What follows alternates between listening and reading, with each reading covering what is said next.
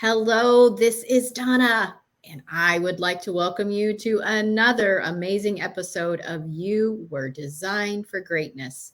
And if you didn't know that, you were. Mhm.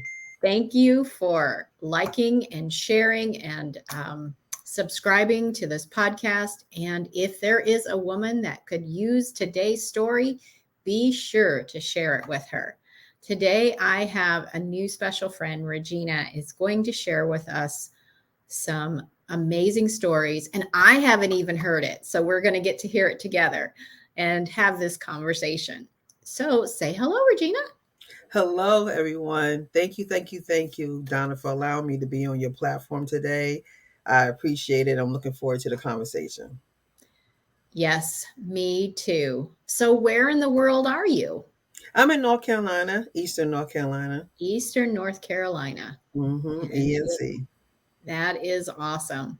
It is always interesting to me who I meet and where we are in the world. So, tell us a little bit about yourself. Tell your story. Sure. I'm originally from New York. I'm a New Yorker, always will be. Well, as I said, I bleed New York. But I live in North Carolina. I am a author, a motivational speaker. I have a podcast. I have a talk show. I'm a professional organizer. So I have a lot of little hats. So I have my own company. It's Regina Smithwick Enterprises LLC. So as I wear all these hats, I've been through a growth myself in the last Mhm. 2.5 years now. And it's just been amazing. It's been beautiful going through the transition because you learn a lot about yourself. It's a lot of moments that you got a little crying, a little happiness, Mhm. a little, that expansion, that stretch. When you stretch, it takes you somewhere else. And then you helping others, and when you're helping others, it kind of helps yourself. It's just a beautiful, like I said, it's a beautiful organized mess, but it's amazing.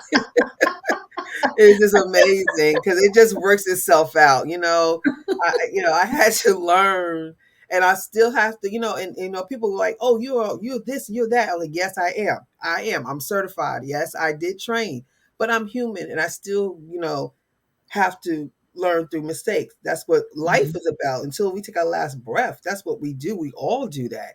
No one's better than no one else. We just specialize in different things. That's all it is. So I know my beginning. I know where I want to go. And I kind of let God work that middle part out. I let him do the middle. Because when I try to do the middle and control stuff, that's where everything goes wrong. So Yes. I just leave the middle alone, and I just know the beginning, and I know where I want to end out at, and I'm like, okay, let's fix that part in the middle. So, tell us about your beginnings. Oh, so my beginnings. So right now I have a book that's called "Adoption: An Unknown Blessing." It tells you about my adoption. I had a closed adoption done with me, of course.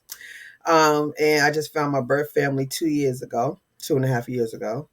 And in that transition, I started to do more motivational pieces. And then I ended up writing some self help journals. And one of those journals was called Wring Out Your Sponge. So to get to that point, to get to the point of adoption, to get to the point of writing a book, we got to go back. I'm about to date myself now. So I knew I was adopted in 1976, but I never even told anyone, no one. Only people that knew was my immediate family. I didn't even tell my husband. I didn't tell my kids. I didn't tell no one when I was adopted until 2020. Always say it was a beautiful Saturday evening in September of 2019. And I had like a mental breakdown because I wasn't living it in my purpose. I wasn't living the way I felt God designed me to live. I was just floating in existence. I didn't know who I was. I didn't know what I meant to this universe.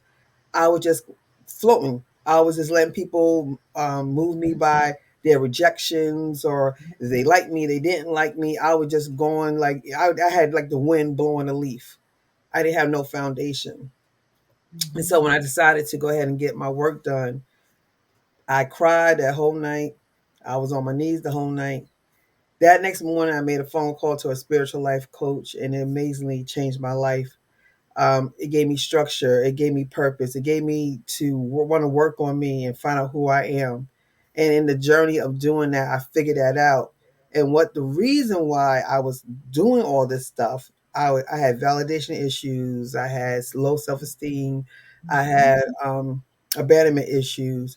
I mean, you could name it. I had it all. I could name everything like in that realm. I had it, and I found out recently by one of my I had a guest on my show, right, Donna? Mm-hmm. She talked about codependency. I didn't know I was one of those too. Until she started naming all the symptoms. I said, "Oh my gosh!" I thought I was taking things off the list. Now I'm putting stuff back on the list. So I was like, I have codependency issues too. I'm like, thank you so much for coming on my show. Like, anyway, so, but I had all these issues. And so what stemmed from it was my adoption and keeping it a secret. Mm, So when you do that, it manifests out other ways. Because it's like I always tell people, you take a soda and shake it, it got to yep. come out. Yep. It's not going to stay in. Right. So even though you suppress stuff and people think because they don't talk about things, it goes away, it comes out in different facets in your life. So that being ashamed, being scared of what people say, is suppressing that, it popped out validation issues and low self-esteem issues. And all these issues came out from me not being happy with who I am. So that's what happened with me. So we got to the point of realizing that my adoption is the issue, and that's the reason why I had these issues. And when I decided to tell the world that I was adopted, it kind of released everything off of me. And it made me realize that first of all, I had I had nothing to do with that. It's not Right. like it's my choice. I was born. I Right. had no choice. So I took all that off of me and all that. And when I did that, it released me to realize that I've been chosen 4 times. God had took me through a process that most people don't go through. You've been chosen, Yep. and that's amazing. It's a beautiful thing.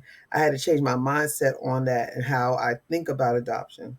And it made me want to help others that are adopted as well to Yep. realize that, hey, because we all have issues. We all have something that's wrong with us when it comes to that because the world kind of make you feel something's wrong because somebody didn't want you. Instead of thinking that you've been chosen to go here, most of the world say somebody didn't want you over here. Right. So that kind of messes our heads up a little bit when it comes to being adopted. I think the older adoptions are a little different because they closed. Now they seem like they're more open adoptions and people kind of know who their birth family is. So it's not as bad. But when you have a closed adoption and they're telling you you don't know nothing Yeah. about where you came from, that's a horrible feeling not to It know. messes you up. It does. Yeah. It does. And there's so many of us that feel rejected, even if we weren't adopted. Mm. There's a whole lot of rejection going around in this world, isn't there? Um, Yeah, yeah. And all of it is from people who are people that have issues with themselves. yeah. So they just take the mirror and they flip it on you because Right. they don't want to look at themselves. Absolutely. It's really a bunch of messed up people who's going around trying to make you feel bad as them. That's all it is. That's what it is. It's a bunch of messed up people who don't want to deal with their problems. So it's easy for them to go on you and say, hey, something, this is wrong with you. That's wrong with you. That, because it reflects off of them and it goes on you. And so now they don't have to worry about fixing their problem because they're talking about how much you're doing wrong. And Yeah. that's what most people are. And a lot of us took it. And that's why we ended up being who we were because we didn't understand what was going on. Yeah. Because I thought I was, the movie The Matrix? Mm-hmm. I didn't understand The Matrix until I went through this process and saw it again. And it's a totally different movie to me now.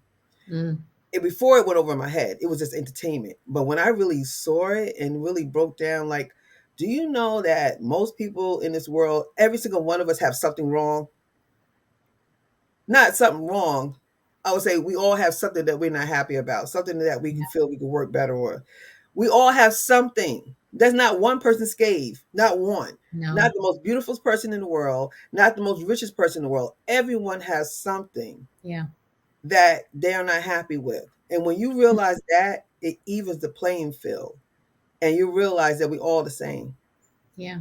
We really are. Mm-hmm. We're all insecure, wanting somebody to love us. Mm-hmm. Yes, because the world tells you you have to have someone to love you or you not worth loving. Right. We can't have just God loving us. We got to have somebody that tangible, someone that they can see that's physically showing you love. That means supposed to make you feel more important, right? Yeah, until they mess up and fail us. And we do it and we keep repeating the same We cycle. keep We keep repeating. repeating it. We keep repeating it. Yes, So, one of my programs is called Find Your Significance, and it's helping us find our significance in who God says us we are, mm-hmm, not in who man says we are, because humans, most of us girls, okay, I'll speak for myself. You tell me if it resonates. We get married mm, thinking that he's going to meet all our needs. I'm going on 38 years. He cannot. He's a human. He cannot. well, that's where, and that's where the mess up happens because we're not taught. First of all, we could go all the way back. We're not taught how to date. Right. We're not taught how to respect ourselves and know who we are before we date. Right. Nobody says to me, "Hey, Regina, do you know who you are before you get out here and date? Do you know what you're about? Do you know what your standards are? Do you know what you will deal with? Do you know what you will not deal with? Do you know your morals? Do you know your standards?" Nobody sat me down and said that to me. They No. just go, "Oh, you got a boyfriend? That's cute. Oh, he likes you. Oh, that's great. Blah blah blah." Oh, and then what they ask you next? Even in the churches, they do that. If you're single, they try to hook you up with someone because they like marriage is the best thing. And don't get me wrong, I was married and I want to be remarried. I think marriage is a wonderful thing, but I want to do it God's way, the right way, and I want to do it knowing who I am. That's the only difference. But when you go into this not knowing anything, everybody's trying to push people on you, and then when you get with someone, when you get married, then after you get married, when you're gonna have your baby, when you have your baby, when you're gonna do this, when you're gonna do that, everybody want to push you along this little like I don't know who made this thing up and said it has to be this way, but nobody's there to support you. Ain't nobody there to pay for these kids. Ain't nobody here to babysit. Ain't nobody here to when you have marital problems. They're not here to help you. You know, they go, "Oh, you got divorced. Oh, I feel so bad." Well, you're the one that told me to get married. You ain't gonna help me with counseling fees. Like, you know what I'm saying? We have to understand who we are. And I really would like one of my things that I'm working on is to talk to younger women, teenagers, before they get started Mm-hmm. and teach them these things now. Because when they out there and somebody's looking for them as a spouse, they know what to ask for. They need to say, "What's your intentions with me? What do you want from me? Yep. Are you looking for a relationship? Are you looking to casually date?" Like women need to ask these things and be assertive with that because that's your life you're playing with. You Yep. have the right to ask where this man want to take you. Like Oprah had said one time, it's just driving in a car somewhere and nobody tells you where you're going. I need to know where I'm going. You can't just drive me all over the place. We That's don't right. do that because women are taught to be passive in certain ways, and we are taught this to be happy that someone wants you. Just be happy he want to marry you, not not what you need to be in God. Yeah. Is where is he at in God? Did you ask him that? No, because you just want to be sure you get married. You don't care about that. You figure, we'll just go to church on Sundays. We'll be good. I Yeah. tried that. It doesn't work. It doesn't work that way. It doesn't So, work. what are some of the tools you use to be able to move through that I pile of have used that mess you said? whew, a beautiful, organized mess. Um, the first thing I was introduced to was a book called The 30-Day Mental Diet. Okay. It's a journal. It's a you read it. It's like little passages that maybe take you 6 minutes in the morning, 6 minutes at night. You read Okay. it in the morning, and then you read it again at night, and then you answer the questions. And it takes literally, I would say to you, maybe 15 minutes a day, if it's that much. I don't even think it's that much. But what it does is it teaches you in the universe where you, first of all, how important you are in this universe. Mm-hmm. It teaches you how God works and how we all pieces of this puzzle, right? That's called life. And we all have a part to play. We all have a position to play. And you matter. You matter. Yeah. When I realized that and read that book and realized how important I was to this world and how important I was to God, and when He created me, He had a purpose in mind for me. Like everybody's here for a purpose. Every single person is here for a purpose. When you were born with a purpose. Mm-hmm. Some people know early in life, some people know later, like me. Some people never know. They don't tap into it, right? So when I realized that, that started me on my way to really start researching and really start understanding, like, I looked at everything from a law of attraction to just getting closer to God, understand how the universe works, understand how this whole thing works. Yeah. I finally getting it. I'm getting it. I'm still work in progress, but I'm so further than I was in 2019. Good. That was the start. Then I started reading other books, like I said, and I started getting into the Bible more, reading more scriptures. And what the key is, Donna, my mindset has changed. So I'm Yeah. able to receive more. Right. I heard the same stuff growing up. It's not Mm. like this is new stuff to me. Some of it is new when it comes to the dating aspect of it, but as Yeah. in knowing God, I heard a lot of this stuff before, but my mind wasn't open to receive it in the way it is now because now I'm hungry for it. Right. It's a difference. So I like I said, I'm still on this journey, but every day I just thank God that I'm here to be able to do this, talk about Him on your show, be Yes. able to let other people know that it's never too late. It's never too late to get yourself together. It's never too late to find out what makes you tick. It's never too late to find your purpose. Never. So tell me about your book. Okay, so Adoption the Unknown Blessing is about my adoption. Mm-hmm. It tells everything from how I found my family all the way to what happens now after I find my family. A lot of times when you see adoption shows, you see them talk about, oh, they met, they hugged, the credits roll up the screen, and they go away. There's a lot behind that because now you got to learn these people that you just met, like the instant love and stuff, and the overwhelmness of knowing who they are, seeing them, realize you look like someone. All that is great, but now you got to learn the people that you not known. It's like I told and I'm gonna be honest with you. I talked to my birth dad a couple of days ago, and I said, you don't understand how hard it is when you thrown in a room with someone and say, "Hey, this is your dad." Yeah. You're instantly. I was raised by a dad. I had a dad that raised me for 42 years before he left this earth. I now have to love you, respect you, do everything like a dad because that's the only thing I know how to do, but I don't know you. Right.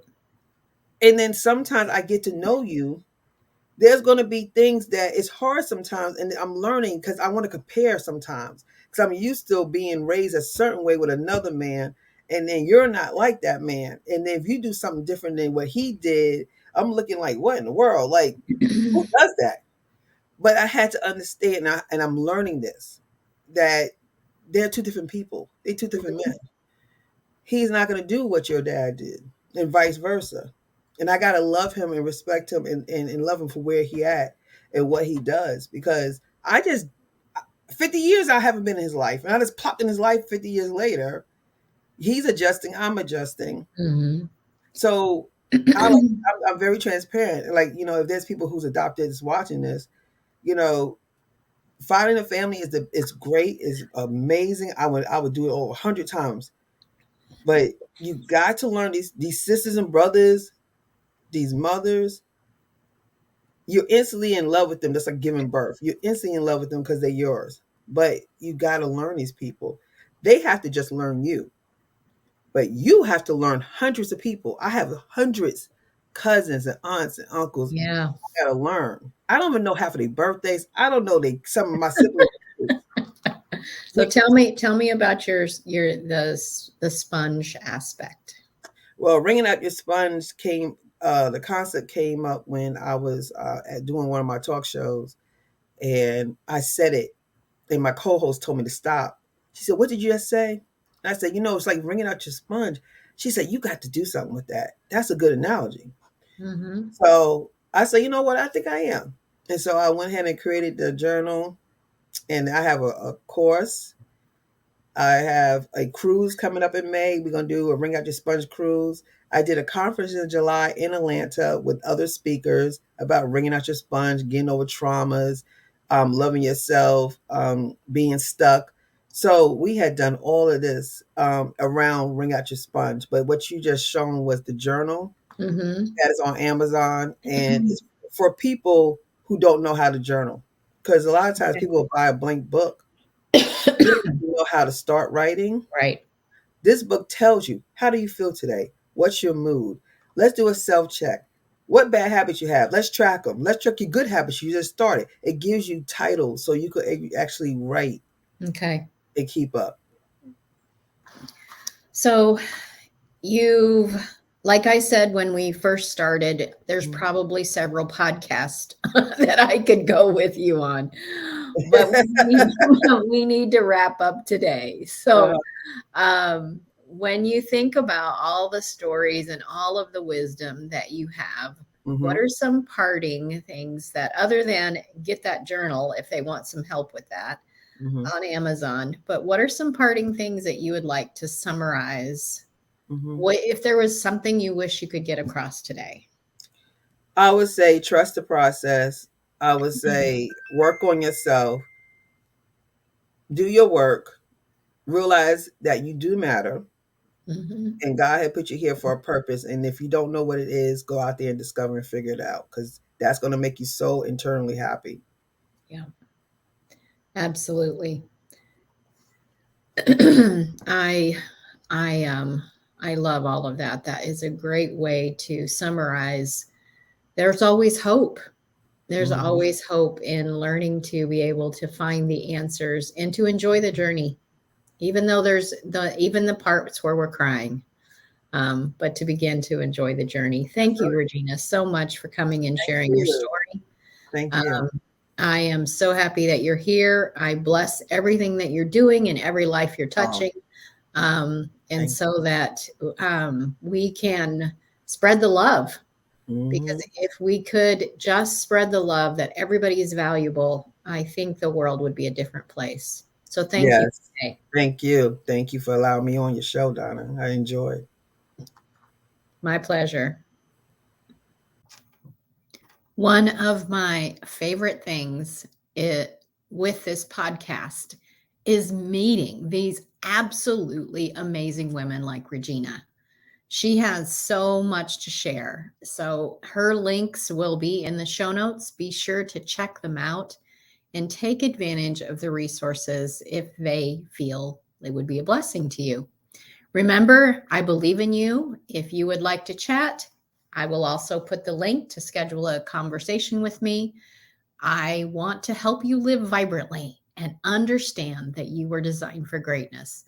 So remember again to share, subscribe, and to leave reviews for the podcast so that we can reach more people. Have an amazing day, and I wish you the best. Bye for now.